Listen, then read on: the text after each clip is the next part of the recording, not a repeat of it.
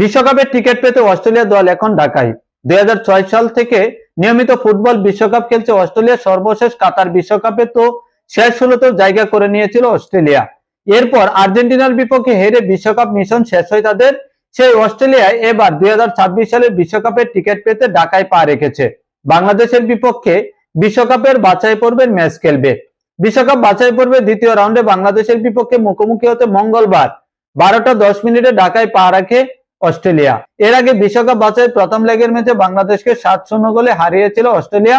এবার দ্বিতীয় দফায় সেই ব্যবধানটা বাড়িয়ে নিতে ঢাকায় পা রেখেছে দলটি। সেই লক্ষ্যে আগামী 6 জুন বাংলাদেশের বিপক্ষে মাঠে নামবে তারা। অস্ট্রেলিয়ার বিপক্ষে এই ম্যাচটি হবে কিংস এরেনায়। বিকেল 4:45টায় হবে ম্যাচটি, যা বাংলাদেশের বিপক্ষে অস্ট্রেলিয়ার চতুর্থ ম্যাচ। অস্ট্রেলিয়া দল অবশ্য এর আগেও বাংলাদেশ সফর করেছে। 2015 সালে এশিয়া অঞ্চলে বিশ্বকাপ বাছাই পর্বের ম্যাচ খেলতে ঢাকায় এসেছিল দলটি। সেবার 4-0